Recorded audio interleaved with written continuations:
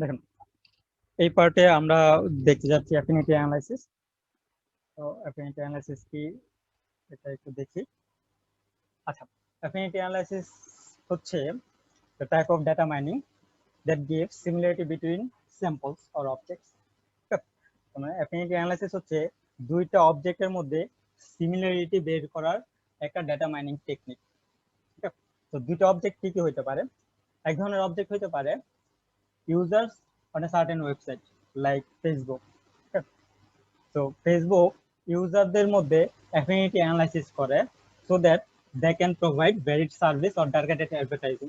Like ফেসবুকে যে advertising হয় সেই অ্যাডভার্টাইজিং একই অ্যাডভার্টাইজমেন্ট সবাইকে কিন্তু দেখানো হয় না, দেখানো হয় একটা সার্টেন গ্রুপকে, যেটাকে টার্গেটেড গ্রুপ বলা হয়। ওকে, তো এই টার্গেটেড গ্রুপ বের করার জন্য ওইখানে তারা অ্যাফিনিটি অ্যানালাইসিস ইউজ করে। আরেক ধরনের অবজেক্ট হতে পারে like items to sell those users in order to provide recommended movie or product. যেমন আপনি যদি আইএমডিবিতে কোনো একটা মুভি সম্পর্কে রিভিউ দেন, তখন তারা আপনাকে ওই রিভিউ অনুসারে অন্য একটা মুভি রিকমেন্ড করবে। তো তারা কিভাবে রিকমেন্ড করে? আপনি যে মুভি সাজেস্ট করতেছেন বা যে মুভি অলরেডি দেখেছেন, তারা দেখে এই মুভির সাথে অন্য কোন মুভিতে সিমিলারিটিস অনেক বেশি, সেই সিমিলারিটিসটাকে আমরা বলতেছি অ্যাফিনিটি।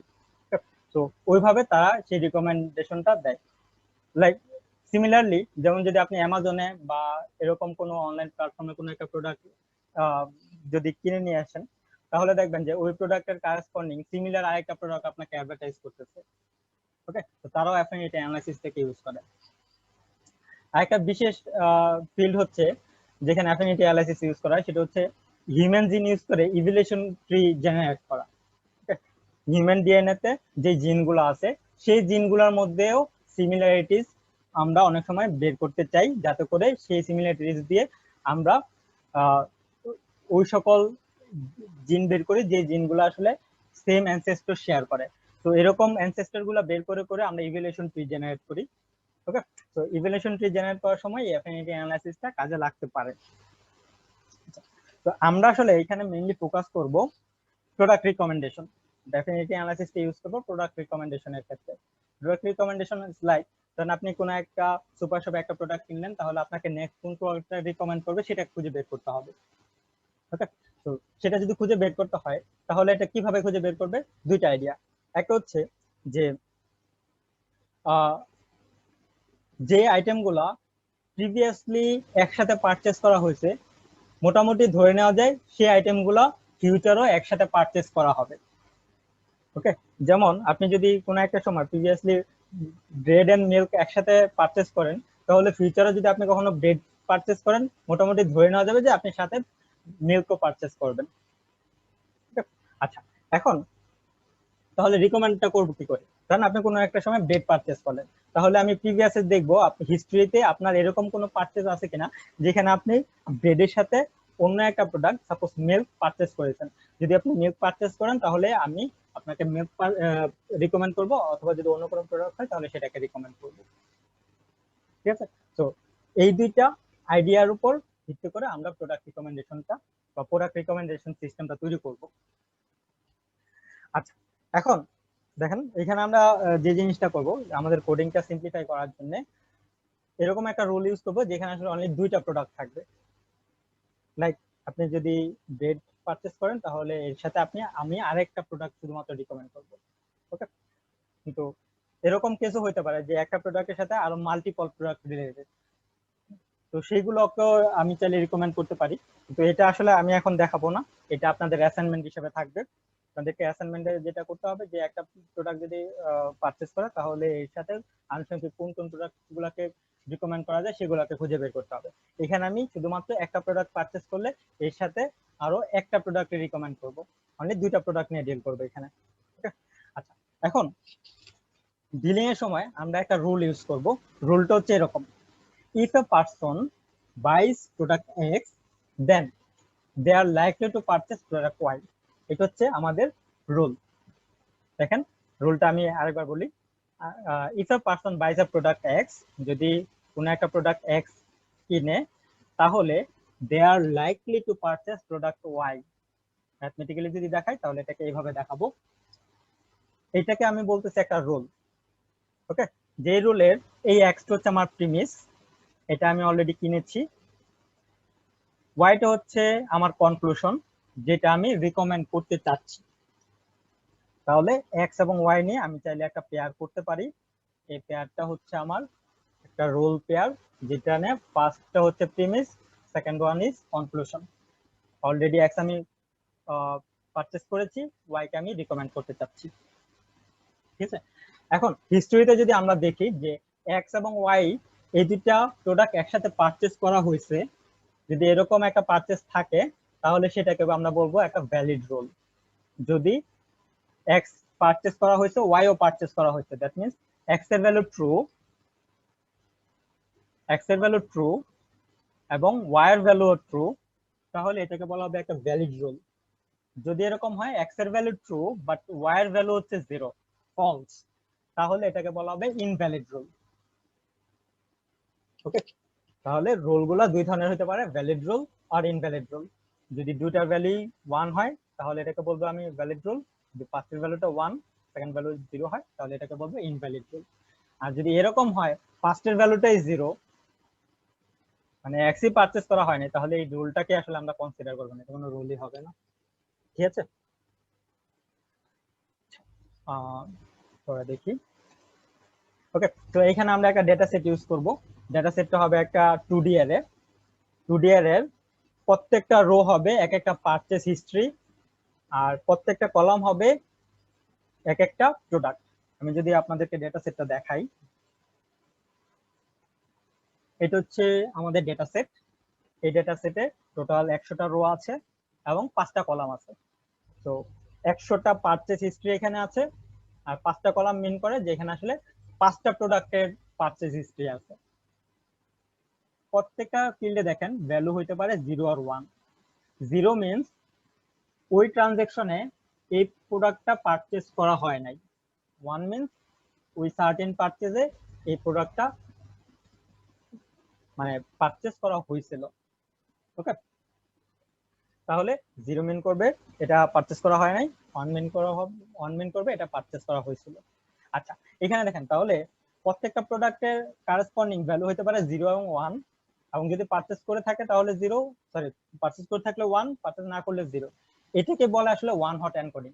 এর আগে আমরা আগের সেশনে বলতেছিলাম যে ওয়ান হট এনকোডিং হতে পারে, এটাই সেই ওয়ান হট এনকোডিং। ওকে, জাস্ট একটাই ভ্যালু, সেটা হইতে পারে 0 আর 1। যদি 1 হয় সেটাকে বলবো না হট, 0 হইলে cold. Hot means positive, cold means negative. Okay, yes or no value. যদি ইয়েস নো ভ্যালু হিসেবে আমরা এভাবে দেখাই তাহলে এটাকে বলা হবে ওয়ান হট এনকোডিং। তো এখানে যে ডেটা সেটটা আছে সেই ডেটা সেটটা আসলে ওয়ান হট এনকোডিং এনকোডেড করা আছে। ঠিক আছে, আচ্ছা, তাহলে এই ডেটা সেটটাকে আমরা লোড করে নিব। লোড করার পর এটা একটা নামপাই অ্যারেতে লোড করে নিব। এরপরে আচ্ছা, লোড করার পরে এটাকে একটা টেবিলের মতো দেখাবে। টেবিলের রো গুলো হবে আমার স্যাম্পল, কলাম গুলো হবে ফিচার। সেই ফিচার গুলো হচ্ছে এরকম হবে যে ফার্স্ট যে কলামটা সেটা রিপ্রেজেন্ট করবে ডেটকে। দ্যাট মিন্স ওইখানে যদি 1 থাকে তাহলে ডেট পারচেস করা হয়েছে এটা বোঝাবে, যদি 0 থাকে তাহলে ডেট পারচেস করা হয় না এটা বোঝাবে। সেকেন্ড কলামটা হচ্ছে মিল্কের জন্য, থার্ড কলাম হচ্ছে চিজ, ফোর্থ অ্যাপেলের জন্য, এন্ড ফিফথ কলাম হচ্ছে ব্যানানার জন্য। ওকে, তাহলে 5টা কলাম, 5টা প্রোডাক্ট, প্রত্যেকটা রো হচ্ছে এক একটা পারচেস হিস্ট্রি।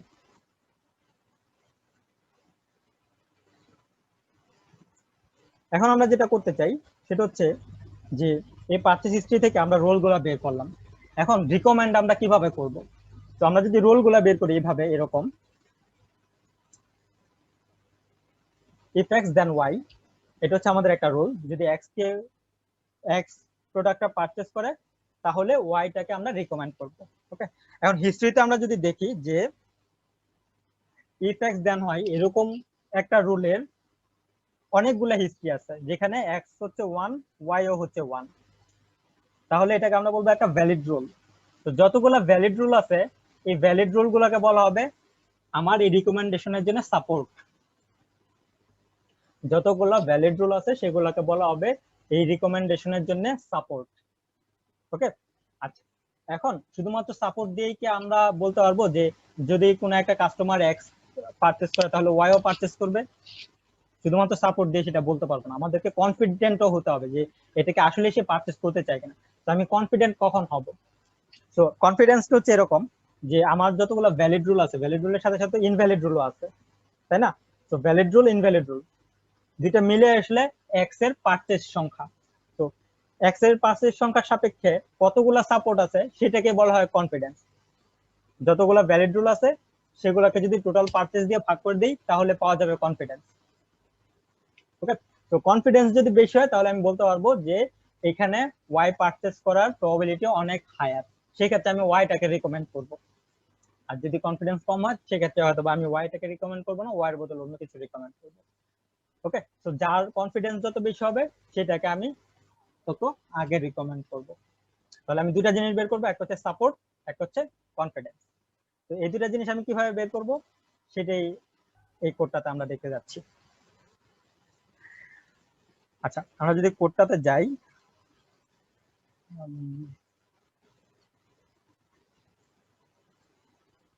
ডেফিনিটি অ্যানালিসিস এর কোড, শুরুতে আমরা একটা নামপাই লাইব্রেরিতে লাইব্রেরিটাকে ইম্পোর্ট করে নিলাম। সেই নামপাই লাইব্রেরি ইম্পোর্ট করে ডেটা সেটটাকে লোড করে নেব। তো এই যে এখানে দেখেন ডেটা সেটটাকে লোড করা আছে, একটা টেক্সট ফাইল থেকে ডেটা সেটটাকে লোড করে নিচ্ছি। এই ডেটা সেটটাকে যদি আমরা এখন দেখতে চাই তাহলে জাস্ট সিম্পলি এখানে আমরা এক্স লিখে দিলে ডেটা সেটটাকে প্রিন্ট করে দেখা হবে। এই যেটা হচ্ছে আমার ডেটা সেট। এখানে টোটাল 100টা রো আছে বা 100টা স্যাম্পল আছে, 5টা কলাম আছে, 5টা কলাম হচ্ছে আমার 5টা ফিচার। প্রথম ফিচারটা হচ্ছে ওই পারচেজে ব্রেড প্রোডাক্টটা পারচেজ করেছে গুলো কিনা, সেকেন্ড হচ্ছে মিল্কের জন্য, থার্ড হচ্ছে cheese, then fourth piece apples and fifth piece bananas. তো পারচেজ হিস্ট্রি গুলো আমার কাছে আছে। এখন যদি আমি এটার সম্পর্কে ইনফরমেশন দেখতে চাই, শেপটা যদি একটু দেখতে চাই তাহলে আমরা দেখবো যে this data set has 100 samples and 5 features. 100টা স্যাম্পল আছে, 5টা ফিচার আছে। ফিচার গুলোর নামগুলোকে যদি আমি একটা অ্যারেতে রেখে দিই, যেটা আমি পরবর্তীতে ইউজ করব। তো ইন্ডেক্স 0 তে রাখলাম আমি ব্রেড, 1 এ রাখলাম milk, cheese, apples and bananas. এখানে যে অর্ডারে আছে সেই অর্ডারে রেখে দিলাম, এটা ফিচারে আমরা ইউজ করব।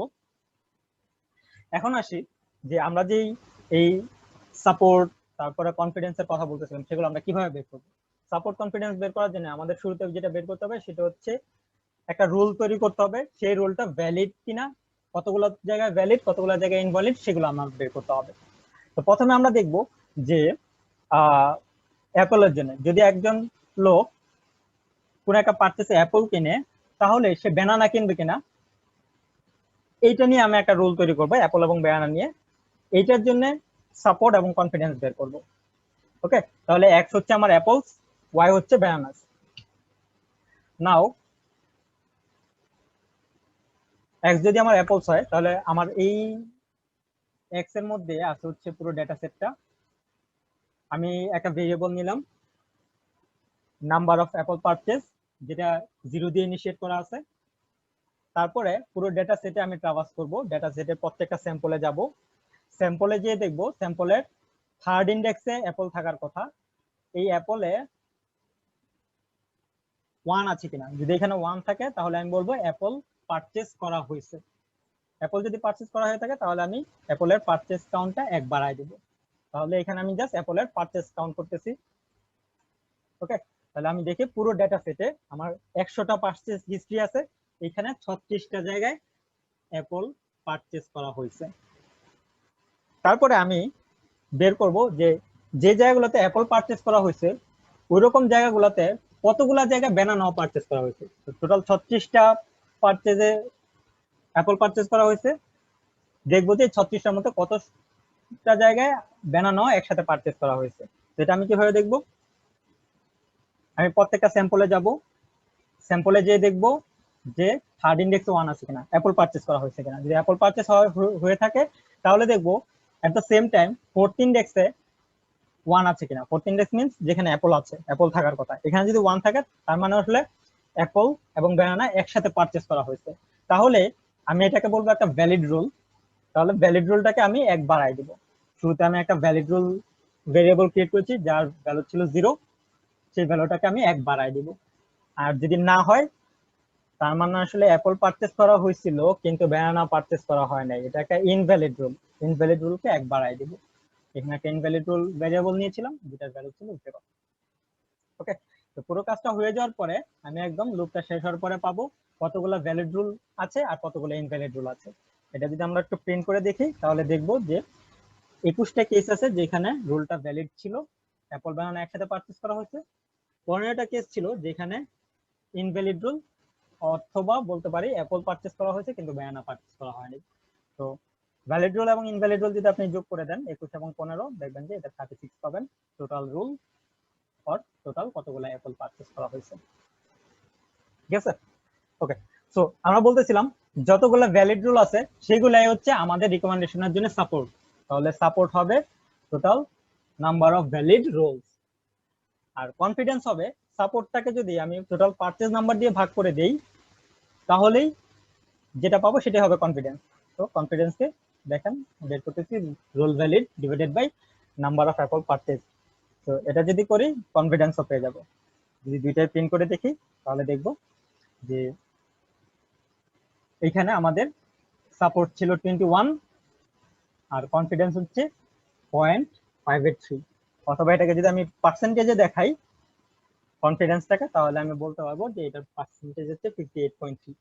তো 58.3% এটা মিন করে যে যদি কোনো একজন বায়ার অ্যাপল পারচেজ করে তাহলে এর সাথে ব্যানানা পারচেজ করার প্রবাবিলিটি হচ্ছে 58.3%। ওকে, তো এতটুকু কনফিডেন্স নিয়ে আমরা প্রোডাক্টটাকে রিকমেন্ড করতে পারবো। ঠিক আছে, সো আমাদের প্রোডাক্ট রেকমেন্ডেশন সিস্টেম তৈরি হয়ে গেছে। বাট এখানে আমরা যেটা করেছি শুধুমাত্র অ্যাপল এবং ব্যানানার জন্য করেছি। আমাদের এক্স যদি অ্যাপল হয় তাহলে ওয়াই যদি ব্যানানা হয়, তাহলে এই দুইটা প্রোডাক্টের জন্য আমি সাপোর্ট এবং কনফিডেন্স বের করেছি। কিন্তু হোয়াট অ্যাবাউট আদার প্রোডাক্টস, অন্য প্রোডাক্টগুলোর জন্য কি হবে? তো সবগুলো প্রোডাক্টের জন্য যদি আমরা করতে চাই, অল পসিবল কম্বিনেশনের জন্য যদি করতে চাই, সেটা করা আছে, দেখেন এটা নিচে করা আছে। অল পসিবল কম্বিনেশনের জন্য যদি করি তাহলে অল পসিবল কম্বিনেশনের জন্য আমার কম্বিনেশন গুলো কি কি হবে সেগুলো বের করতে হবে। প্রত্যেকটা কম্বিনেশনের জন্য ভ্যালিড রুল গুলো কতগুলা, ইনভ্যালিড রুল কতগুলা, কতগুলা অকারেন্স হয়েছে সবগুলো আমাদেরকে বের করতে হবে। তো সবগুলো যদি বের করি তাহলে আমাদের এইখানে দেখেন আমরা দুইটা ভেরিয়েবল নিয়েছিলাম, রুল ভ্যালিড, রুল ইনভ্যালিড। তো সবগুলোর জন্য তো সবগুলা কেসের জন্য আসলে রুল ভ্যালিড, রুল ইনভ্যালিড এগুলো বের করতে হবে। ওকে, তো সবগুলো কম্বিনেশনের জন্য যদি বের করতে চাই তাহলে দেখা যাবে যে আমার নাম্বার অফ ভেরিয়েবলস অনেক বেশি হয়ে যাচ্ছে। তো নাম্বার অফ ভেরিয়েবলস যদি অনেক বেশি হয়ে যায় এগুলো তো আসলে আলাদা আলাদা করে ডিফাইন করা যাবে না। এই জন্য আমরা যেটা করব এখানে একটা ম্যাপ ইউজ করব। ম্যাপের মধ্যে নরমালি কি থাকে, কি value sir pair. All possible rules বলতে কি বোঝানো হইতেছে? আচ্ছা, অল পসিবল রুল বলতে একটা রুল হইতে পারে যেখানে ব্রেড এবং মিল্ক না হবে, এই দুটা নিয়ে একটা রুল হইতে পারে। মিল্ক এবং ব্যানানা এই দুটা নিয়ে একটা রুল হইতে পারে। তারপরে ব্রেড এবং চিজ নিয়ে একটা রুল হইতে পারে। ওকে, যদি 5টা প্রোডাক্ট থেকে দুইটা দুইটা করে কম্বিনেশন নেই তাহলে সবগুলো কম্বিনেশনই এক একটা রুল হবে। বুঝেছেন? জি স্যার, বুঝতে পেরেছি। এখানে কি স্যার শুধু দুইটার কথা বলা হইতেছে নাকি হ্যাঁ, হচ্ছে? দুইটার কথা বলা হচ্ছে, জাস্ট আচ্ছা দুইটা। আমি একদম শুরুতে বলেছি এখানে কোডিংটাকে সিম্পলিফাই করার জন্য আমরা দুইটা প্রোডাক্ট নিয়ে চিন্তা করব। আচ্ছা, ঠিক আছে, হ্যাঁ, ওকে স্যার। এবং রুলটা হবে এরকম, if x then y. X যদি পারচেজ করে তাহলে ওয়াই রিকমেন্ড করার সাপোর্ট এবং কনফিডেন্স বের করব। ওকে, আচ্ছা তাহলে এক্স এবং ওয়াই নিয়ে যদি আমরা একটা পেয়ার তৈরি করি, এরকম পসিবল পেয়ার কি কি হইতে পারে? একটা পসিবল পেয়ার হতে পারে 0 এবং 1 মিল্ক, সরি 0 হচ্ছে ব্রেড, 1 হচ্ছে মিল্ক। আর একটা পসিবল কম্বিনেশন হতে পারে 0 এবং 2 ব্রেড এবং চিজ। আর একটা পসিবল কম্বিনেশন হতে পারে 1 এবং 2। ওকে, এটা 1 হচ্ছে মিল্ক, 2 হচ্ছে চিজ। তো এরকম অনেকগুলো পসিবল কম্বিনেশন হতে পারে। ইনফ্যাক্ট পসিবল কম্বিনেশন হবে এটা 5C2 টাইমস 2, এতগুলো পসিবল কম্বিনেশন হবে, রাইট? আচ্ছা, তো এতগুলো পসিবল কম্বিনেশনের জন্য যদি আমরা বের করি তাহলে সেই ভ্যালুগুলো আমরা কিভাবে রাখবো সেটাই দেখতে যাচ্ছি। ভ্যালুগুলো রাখবো আমরা এইভাবে একটা ডিকশনারিতে। সেই ডিকশনারিতে এই পেয়ারটা হবে আমাদের কি, এবং এটার কারেসপন্ডিং যে ভ্যালুটা পাবো সেটা হবে আমাদের এই পেয়ারের জন্য ভ্যালু। ওকে, তারপরে 0 টু এই দুইটা নিয়ে এই পেয়ারটা হবে একটা কি, এটার জন্য কারেসপন্ডিং ভ্যালু। 1 টু এটা একটা কি, এটার জন্য কারেসপন্ডিং ভ্যালু। এরকম কি ভ্যালু পেয়ার হিসাবে আমরা একটা ডিকশনারিতে সেই জিনিসগুলো রেখে দেবো, তাহলে আসলে আমাদের আলাদা করে ভেরিয়েবল ডিক্লেয়ার করা লাগবে না। ঠিক আছে? স্যার কি স্যার টাপল হইতে পারে? হ্যাঁ, টাপল একটা কি হতে পারে, যেমন এটি তো একটা টাপল, এই পেয়ারটা একটা টাপল, এটা হবে আমাদের কি, এবং এটার জন্য যে সাপোর্টটা আমরা পাবো সেটা আমরা ভ্যালু হিসেবে রেখে দেব, অথবা কনফিডেন্স যেটা পাবো সেটা ভ্যালু হিসেবে রেখে রাখতে পারি। আচ্ছা স্যার, না স্যার কি দেখেছিলাম স্যার সবসময় কি স্ট্রিং হয় তাই। না না, টাপলও হইতে পারে। আচ্ছা এনি ডেটা টাইপের, দেখেন স্ট্রিং, তারপরে লিস্ট এবং টাপল, হ্যাঁ এই তিনটাই আসলে হইতে পারে। তো এখানে এই টাপলটা একটা সরি লিস্ট হবে না, যেগুলো আসলে ইমিউটেবল সেই ডেটা টাইপের যে কোনোটা আসলে কি হইতে পারে। তো স্ট্রিং আমরা ইমিউটেবল ডেটা টাইপ দেখেছি, এটা কি হইতে পারে, টাপল গুলো ইমিউটেবল সেটাও কি হইতে পারে। বা যেগুলো মিউটেবল, যেমন আপনার লিস্ট, লিস্ট তো মিউটেবল, লিস্ট কি হইতে পারবে না। ওকে, আচ্ছা, সো আমি বের করতে যাচ্ছি সব ধরনের কম্বিনেশনের জন্য সাপোর্ট, কনফিডেন্স এবং নাম্বার অফ পারচেজ। তাহলে ওই এর আগে আমার 3 ধরনের ভেরিয়েবল লাগতো, এখন আমি 3 ধরনের ভেরিয়েবলের জায়গায় 3 ধরনের লিস্ট নিব। এই যে দেখেন এখানে 3টা লিস্ট নেওয়া হয়েছে।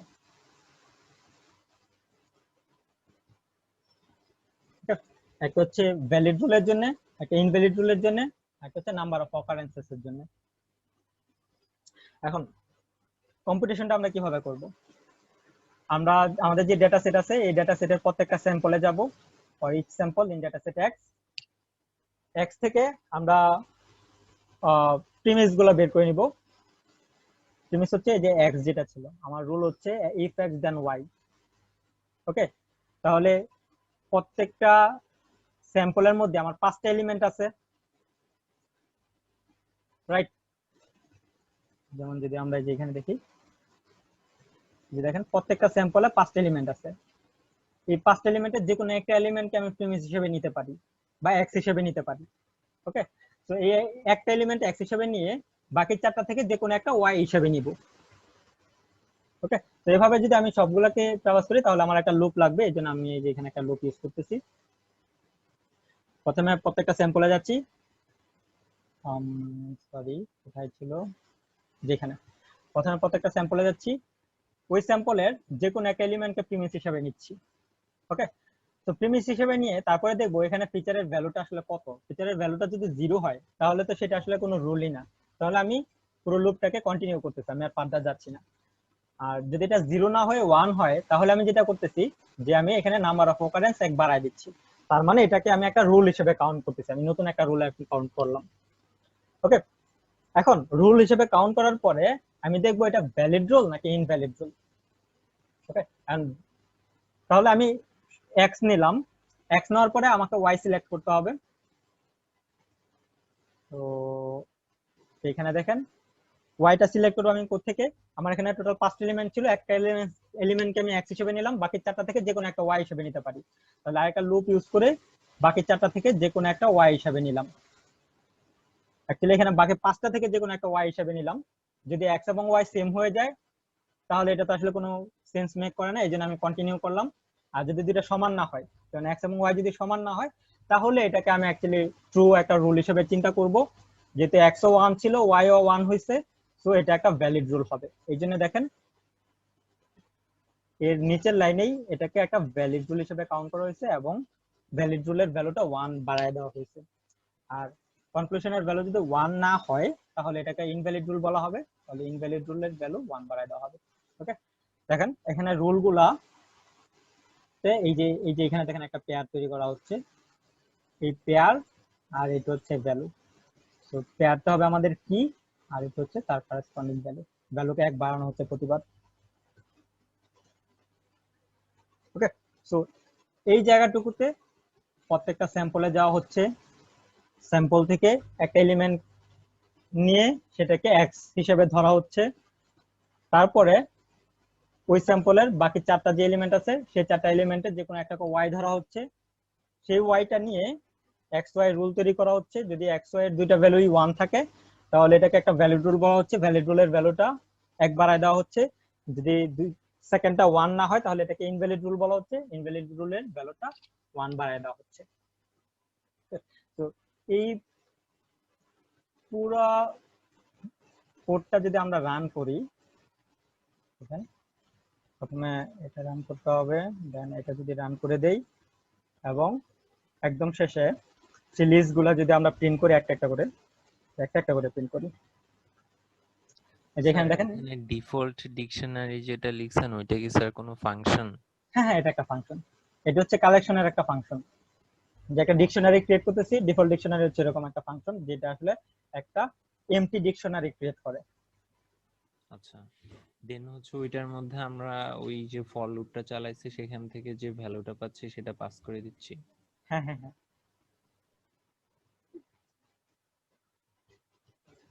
হ্যাঁ, আমরা তিনটা ডিফল্ট ডিকশনারি নিয়েছি। ডিকশনারি গুলো হচ্ছে তিনটে এমটি ডিকশনারি। সেই এমটি ডিকশনারিটাই আসলে এই যে এই জায়গায় এসে পপুলেট করতেছি। ওকে, তো এমটি ডিকশনারিকে যখন পপুলেট করব, দেখেন এখানে নাম্বার অফ অকারেন্স গুলা একটা ডিকশনারিতে থাকবে। এই নাম্বার অফ অকারেন্স মিন করে যে যেখানে টু টু ছিল হচ্ছে চিজের জন্য, চিজ আসলে 41 বার পারচেজ করা হয়েছে। 3 মিন করে অ্যাপল 36 বার পারচেজ করা হয়েছে। 4 মিন করে ব্যানানাস হচ্ছে 59 বারে পারচেজ করা হয়েছে। ব্রেড পারচেজ করা হয়েছে 27 বার এবং মিল্ক পারচেজ করা হয়েছে 46 বার। দেন যদি আমরা ইনভ্যালিড ভ্যালিড রুল গুলা দেখি, ভ্যালিড রুল গুলাকে যদি আমরা প্রিন্ট করি তাহলে আমরা দেখব যে 2 এবং 3 এই দুটো একসাথে পারচেজ করা হয়েছে 25 বার। 2 এবং 4 এগুলো একসাথে পারচেজ করা হয়েছে 27 বার। 3 2 এই দুটো একসাথে পারচেজ করা হয়েছে 25 বার। এখানে সবগুলো কম্বিনেশনের জন্য প্রত্যেকটা কম্বিনেশন কতবার একসাথে পারচেজ করা হয়েছে সেই নাম্বারগুলো এখানে দেওয়া আছে। ওকে, এটা আসলে এই যে এখানে হিসাব করা হয়েছে। লাস্টলি আমরা যদি ইনভ্যালিড রুল গুলো দেখি, ইনভ্যালিড রুল মিন করবে দেখেন যে ফার্স্ট আইটেমটা পারচেজ করা হয়েছে বাট সেকেন্ড আইটেমটা পারচেজ করা হয়েছে হয় নাই, এটাই আসলে একটা ইনভ্যালিড রুল। তাহলে 2 পারচেজ করা হয়েছে 0 পারচেজ করা হয় নাই, এরকম রুল আছে 37টা। 27 বার 2 হচ্ছে চিজ পারচেজ করা হয়েছে কিন্তু ব্রেড পারচেজ করা হয় নাই, এরকম কেস আছে 37টা। 2 পারচেজ করা হয়েছে বাট 1 পারচেজ করা হয় নাই, এরকম কেস আছে 34টা। ওকে, তো এখানে সবগুলো কম্বিনেশন দেওয়া আছে। এখন তাহলে আমার কাছে ভ্যালিড রুল আছে, ইনভ্যালিড রুল আছে এবং প্রত্যেকটা প্রোডাক্টের জন্য কতবার পারচেজ করা হয়েছে সেই নাম্বারগুলো আছে। তাহলে এখান থেকে সাপোর্ট এবং কনফিডেন্স আমি বের করে ফেলতে পারবো। তো সাপোর্ট হবে কোনগুলা, যতগুলো ভ্যালিড রুল আছে সেগুলো হচ্ছে আমার জন্য সাপোর্ট। আর ভ্যালিড রুল গুলাকে যদি আমি টোটাল পারচেজ নাম্বার দিয়ে ভাগ করে দিই তাহলে সেখানে পাবো কনফিডেন্স। তো কনফিডেন্স বের করার জন্য আমাকে আরেকটা লুপ ইউজ করতে হবে। দেখেন কনফিডেন্সের জন্য আমি আরেকটা ডিফল্ট ডিকশনারি নিলাম, এমপি ডিকশনারি। একটা লুপ চালাবো ভ্যালিড রুলের উপর। তো ভ্যালিড রুলের যতগুলা কি আছে সেই কি গুলা থেকে প্রিমিস এবং কনক্লুশন গুলা বের করে নিব। দেখেন ভ্যালিড রুলের কি গুলো হচ্ছে এক একটা পেয়ার, সেই পেয়ারের দুইটা এলিমেন্ট, একটা হচ্ছে প্রিমিস আর একটা হচ্ছে কনক্লুশন। সেইগুলো আমরা একটা একটা করে ট্রাভার্স করব। ট্রাভার্স করে কনফিডেন্স আমি কিভাবে বের করবো, দেখেন কনফিডেন্সের জন্য কি হবে সেই প্রিমিস এবং কনক্লুশনের পেয়ার, এবং হিসাবটা হবে ভ্যালিড রুলের যে লিস্টটা আছে সেই লিস্টে দিয়ে প্রিমিস এবং কনক্লুশন দিয়ে আমি এখানে ভ্যালিড রুল কতগুলো ছিল সেটা বের করে নিব এবং প্রিমিস দিয়ে কতগুলা অকারেন্স ঘটছে সেটা বের করে নেব। এই দুটাকে যদি ভাগ করে দেই তাহলে আমি টোটাল কনফিডেন্স গুলো পেয়ে যাব। যদি রান করে দেই কনফিডেন্সটা তৈরি হয়ে যাবে। এখানে যদি আমি কনফিডেন্স ম্যাপটা দেখতে চাই, কনফিডেন্স লিখে দিব। দেখেন এখানে কনফিডেন্স গুলো চলে আসছে, যেমন 2 এবং 3 এই দুটার জন্য কনফিডেন্স হচ্ছে প্রায় 60%। দেখেন 2 হচ্ছে আপনার চিজ, 3 হচ্ছে অ্যাপল। সো যদি চিজ পারচেজ করে তাহলে সেইখানে অ্যাপলও পারচেজ করবে, এইটার কনফিডেন্স হচ্ছে অলমোস্ট 60%। 2 এবং 4 এর জন্য সেটার কনফিডেন্স হচ্ছে 65%। তো এখানে সব অল পসিবল কনফিডেন্স গুলো দেখানো আছে। ওকে, নাও আমরা যদি এগুলাকে একটু সুন্দর করে প্রিন্ট করে দেখাই কনফিডেন্স থেকে, দেখেন এখানে একটা লুপ দিয়ে সবগুলা রুল উইথ কনফিডেন্স এবং সাপোর্ট প্রিন্ট করে দেখানো আছে। দেখেন এই লুপটাতে যদি যাই, কনফিডেন্সের সবগুলো এলিমেন্টকে ট্রাভার্স করতেছে, প্রিমিসের নেমটা ফিচার লিস্ট থেকে বের করতেছে, কনক্লুশনের নেমটা ফিচার লিস্ট থেকে বের করতেছে এবং প্রিন্ট করতেছে সেই নেমগুলো এবং কারেসপন্ডিং কনফিডেন্স এবং সাপোর্টের ভ্যালুগুলো। যদি প্রিন্ট করি তাহলে এখানে দেখতে পাবো যে একটা রুল হচ্ছে if a person buy cheese then they will also buy apples with confidence 61% and support 25। এখানে পার্সেন্টটা দেখানো না, আমরা তাহলে এটা আসলে পার্সেন্টেজ জায়গায় দেখাইতে পারি। কনফিডেন্স এখানে পার্সেন্ট দেখাবো আর এখানে মাল্টিপ্লাই করে দেবো 100 দিয়ে, যেখানে দেখেন তাহলে পার্সেন্টেজ আকার দেখানো হবে। দেন আরেকটা রুল যদি দেখি, if a person buys cheese then they will also buy bananas with confidence 65% and with support 27। ঠিক আছে, তাহলে সাপোর্ট এবং কনফিডেন্স এগুলো দেখে দেখে আমরা চাইলে সহজেই কোন একটা প্রোডাক্টকে রিকমেন্ড করতে পারবো। মানে আমি আরেকটা ফাংশন লিখে রাখছি যে এটার কাজ হবে যদি আমি প্রিমিস এবং কনক্লুশন ঠিক করে দেই তাহলে ওইটার জন্য কনফিডেন্স সাপোর্ট করে সকল ইনফরমেশন আসলে প্রিন্ট করে দেখাবে।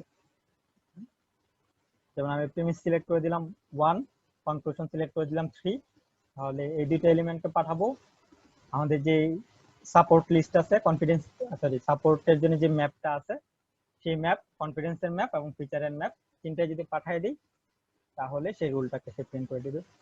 দেখেন 1 এবং 3, এটা 1 হচ্ছে মিল্কের জন্য, 3 হচ্ছে অ্যাপলের জন্য। তাহলে 1 এবং 3 নিয়ে যদি পেয়ার হয় এটার জন্য কনফিডেন্স হবে 19%, সাপোর্ট হবে অনলি 9। যদি আমি এটাকে একটু চেঞ্জ করে দেই, এটাকে 4 যদি করে দেই তাহলে দেখেন এটা হয়ে গেছে ব্যানানা, এটা অ্যাপলের রিমাইন্ড করেছে। So if a person buys bananas then they will also buy apples with confidence 35% and support 21। ওকে, তো এগুলোকে আমি ম্যানুয়ালি ইনপুট দিচ্ছি, আপনারা চাইলে এগুলো ইউজার থেকে ইনপুট নিতে পারেন। আরো কিছু কাজ আমি করে রেখেছি এখানে। একটা হচ্ছে আমার যে রুলগুলো আছে সেই রুলগুলোকে সর্ট করে তারপরে প্রিন্ট করা, যে এখানে সর্টিং অর্ডারের রুলগুলোকে প্রিন্ট করেছে। এখানে অ্যাকচুয়ালি নরমালি রুলগুলোকে প্রিন্ট করেছে। যদি সাপোর্ট অর্ডারে প্রিন্ট করতে চাই, সাপোর্টকে সর্টিং করে তারপরে যদি আমি প্রিন্ট করতে চাই,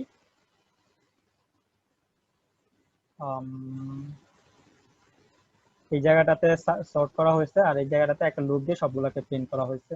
তাহলে দেখবেন যে এই যে একটা রুল, এটাকে রুল নাম্বার 1 বলতেছি, এটা সাপোর্ট হচ্ছে 27, রুল 2 তে 27, রুল 3 তে 25, রুল 4 এ 25, রুল 5। আচ্ছা এখানে কয়টা করা হয়েছে? 5টা রুলকে প্রিন্ট করা হয়েছে। যদি আমি 10টা রুলকে প্রিন্ট করি তাহলে আমি দেখবো যে এখানে যে সাপোর্ট গুলো আছে সাপোর্ট গুলো ডিক্রিজিং, মানে সর্টিং অর্ডারে করা হয়েছে। কিভাবে করা হয়েছে এটা যদি আমি একটু বুঝাই দিই, আইটেম গেটার একটা অপারেটর নিয়ে আসে প্রত্যেকটা এলিমেন্টকে আইটারেট করার জন্য।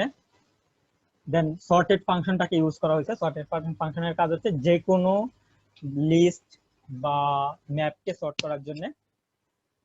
তো সর্ট ফাংশনের মধ্যে ফার্স্ট এলিমেন্টটা দেওয়া হয়েছে সাপোর্ট আইটেমগুলোকে, সাপোর্টের আইটেমগুলোকে সর্ট করব, কি হিসাবে ইউজ করব আইটেম গেটার 1। দ্যাট মিন্স আমার যেই ম্যাপ আছে ম্যাপের মধ্যে দুইটা জিনিস আছে, একটা হচ্ছে কি আর একটা হচ্ছে ভ্যালু। তো কি ভ্যালু পেয়ার থেকে আমি শুধু ভ্যালুর উপরে সর্ট করব, কি এর উপরে কোনো সর্ট করব না। ওকে, তো এই জন্য আমরা এখানে যে আইটেম গেটার নিয়ে সেটা এখানে 1 দিয়েছি। যদি কি এর উপর সর্ট করতাম তাহলে এখানে 0 দিতাম।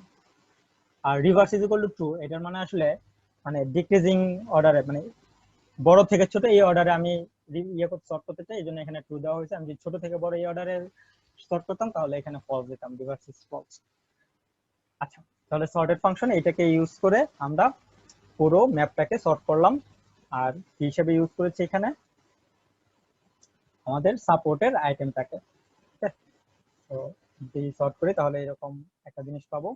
আর যদি আমরা চাই যে কনফিডেন্সটাকে সর্ট করব, হ্যাঁ কনফিডেন্সের অর্ডারে সর্ট করবো, তাহলে আমরা ওইটাও করতে পারি। তো ওটা যদি করি তাহলে আমাদের আউটপুটটা কাইন্ড অফ এরকম হবে। দেখেন এখানে কনফিডেন্স আছে 69%, তারপরে রুলের কনফিডেন্স হচ্ছে 65, পরে রোলের কনফিডেন্স 62 মানে ডিক্রিজিং অর্ডারে সর্ট করা হয়েছে। ওকে, আচ্ছা এখানে সর্টিং ফাংশনটা আসলে সিমিলারলি কাজ করতেছে। আমরা সর্ট করব কনফিডেন্সের আইটেমের উপর, কি হিসেবে ইউজ করব ভ্যালুটাকে, কিটাকে ইউজ করব না, আর অর্ডারটাকে রিভার্স দিয়ে নিচ্ছি, যেহেতু বড় থেকে ছোট এই অর্ডারে সাজাবো। আমরা যদি এটা এখানে ফলস দিতাম তাহলে দেখে আসলে কি হতো। ফলস দিয়ে যদি রান করি তাহলে দেখেন কনফিডেন্স এখানে আছে 9%, এখানে 13%, 14%, মানে কনফিডেন্স আছে ইনক্রিজিং। ওকে, সো এনি অর্ডারে আমরা চাইলে এগুলোকে সর্ট করতে পারি। ওকে, সো অ্যাফিনিটি অ্যানালাইসিস সম্পর্কে আমার যা আলোচনা ছিল মোটামুটি শেষ। আপনাদের যদি কোনো কোয়েশ্চেন থাকে তাহলে সেটা করতে পারি।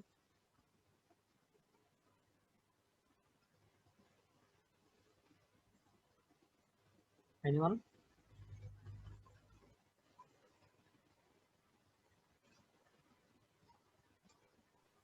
স্যার সর্টিং এর ব্যাপারটা একটু আরেকবার বললে ভালো হতো স্যার। আচ্ছা, সর্টিং এর ব্যাপারটা হচ্ছে যে দেখেন, আমি যদি এইখানে কনফিডেন্সটাকে দেখি,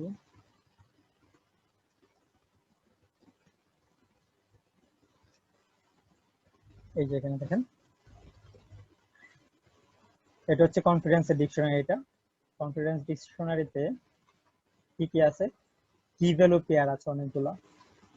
এখানে এইটুকুকে বলবো আমরা কি, এটুকুকে কি এর আইটেম বা ভ্যালু। ঠিক আছে, এবং ভ্যালু গুলো দেখেন আপনার কোনো অর্ডারে সাজানো নাই, র্যান্ডম অর্ডারে আছে। তো আমরা যদি আসলে এই ভ্যালু গুলাকে অর্ডারে সাজাইতে চাই, ঠিক আছে, তাহলে আমরা কিভাবে সাজাবো সেই কাজটা সর্টেড ফাংশন দিয়ে করব। এই ফাংশনের মাধ্যমে সেই কাজটা করব। আচ্ছা, সো এই ফাংশনের তিনটা প্যারামিটার। একটা প্যারামিটার হচ্ছে আমার যে এখানে আইটেম গুলো আছে সেই আইটেম গুলোকে পাস করতে হবে। ঠিক আছে, এই আইটেম গুলোকে পাস করতে হবে। সেকেন্ড প্যারামিটার হিসেবে আমি কি দিব? আইটেম গুলা বলতে স্যার টাপল গুলা? হ্যাঁ, আচ্ছা, টাপল গুলো পাস করব। তারপরে টাপল গুলো না, অ্যাকচুয়ালি এই যে আইটেম গুলো আছে, এগুলা কি? কি ভ্যালু পেয়ার যেগুলো, এগুলো হচ্ছে এক একটা আইটেম। আচ্ছা আচ্ছা সেই আইটেম গুলো পাস করব। তাহলে আইটেমের মধ্যে কি আছে, একটা কি আছে, একটা পেয়ার আছে, সরি কি আছে আর একটা ভ্যালু আছে, তাই না? দুইটা জিনিস আছে প্রত্যেকটা আইটেমে। এটা হচ্ছে একটা আইটেম, এই আইটেমের দুইটা পার্ট, একটা হচ্ছে কি এইটুকু, আর একটা পার্ট হচ্ছে এইটুকু। ওকে, তো দুইটা পার্টি পাঠাবো আমি। তো সবগুলো আইটেমস আমি এখানে পাঠাচ্ছি, দেখেন এখানে আইটেমস লিখে দিচ্ছি। তো সবগুলো আইটেম পাঠানোর পরে আমি যখন সর্ট করবো, আমি কিসের উপর সর্ট করব? আমি এই ভ্যালুগুলোর উপরে সর্ট করব না, এই ভ্যালুগুলোর উপর ভিত্তি করে সর্ট করব। এগুলোর উপর ভিত্তি করে তো আমি সর্টিংটা করব না। তো ভ্যালুগুলোর উপর ভিত্তি করে যদি আমি সর্টিং করতে চাই তাহলে এখানে বলতে হবে কি ইজ ইকুয়াল টু আইটেম গেটার 1। তার মানে এইটা হচ্ছে পুরো একটা আইটেম, এই আইটেমের 0 ইন্ডেক্সে থাকবে এই কিটা, 1 ইন্ডেক্সে থাকবে এই ভ্যালুটা। তাহলে আইটেম গেটার 1 যদি দেই তাহলে আমি এই ভ্যালুটা পাবো। এটা মিন করে যে আমি যখন সর্টিং করব তখন আমি এই ভ্যালুগুলোকে কনসিডার করে সর্টিং করব, অর্ডারিংটা এই ভ্যালুগুলোর উপর ভিত্তি করে করব। ওকে, এইখানকার কোনো ভ্যালুর উপর ভিত্তি করে করব না। আর লাস্ট প্যারামিটার হচ্ছে রিভার্স ইজ ইকুয়াল টু, যদি ট্রু দেই তাহলে এটা বড় থেকে ছোট এই অর্ডারে সর্ট করবে, আর reverse is equal to false যদি দেই তাহলে ছোট থেকে বড় এই অর্ডারে প্রিন্ট করবে, সরি সর্ট করবে। ওকে, আচ্ছা তাহলে এখানে সর্ট করে সেই সর্টেড ভ্যালুগুলা এই ভেরিয়েবলে রেখে দিবে। এখন এই ভেরিয়েবলে যে আমাদেরকে একটা একটা করে ভ্যালু প্রিন্ট করতে হবে, এই জন্য আমরা এখানে একটা ফর লুপ ইউজ করেছি। ঠিক আছে, সর্টেড কনফিডেন্স থেকে এখানে একটা একটা ফিল্ডে যে এগুলোকে যাতে আমরা প্রিন্ট করে নিয়ে আসি। আচ্ছা, আর কোনো কোশ্চেন? আপনি কি বুঝতে পেরেছেন? স্যার, ওখানে ইন্ডেক্সের পরে জিরোটা কেন দেওয়া হয়েছে? সর্টেড কনফিডেন্স ইন্ডেক্সের পরে জিরোটা কোন জায়গাটাতে? স্যার। এখানে? জি স্যার। এখানে জিরো কেন দেওয়া হয়েছে? হুম। আচ্ছা, সর্টেড কনফিডেন্সটা কিরকম হবে এটা আমি একটু দেখি। যে সর্টেড কনফিডেন্স গেল, এটা কিভাবে আছে এটা যদি আমি একটু দেখি, দেখেন এটা আছে হচ্ছে একটা লিস্টের মধ্যে, যে লিস্টের মধ্যে আবার আছে কিছু টাপল, রাইট? যে টাপলের মধ্যে আবার জিরো ইন্ডেক্সে আছে হচ্ছে একটা রুল, আর ওয়ান ইন্ডেক্সে আছে তার কারেসপন্ডিং ভ্যালু। ঠিক আছে, তাহলে দেখেন যদি আমি ফার্স্ট ইন্ডেক্সে যাই তাহলে এই পুরো জিনিসটা, এই আইটেমটা পাবো। এটার পরে যদি আর একটা জিরো দেই তাহলে আসলে এই আইটেমটা পাবো। তো এই আইটেমটা পাওয়ার জন্য আসলে এখানে জিরো দেওয়া হয়েছে, জিরো দিয়ে এইটাকে বের করে নেওয়া হয়েছে। এখানকার প্রথম ভ্যালুটা হবে প্রিমিস আর সেকেন্ড ভ্যালুটা হবে কনক্লুশন। দেখেন এখানে টাইপ করা হয়েছে প্রিমিস এবং কনক্লুশন এই পেয়ারের মধ্যে রাখা হয়েছে। ওকে,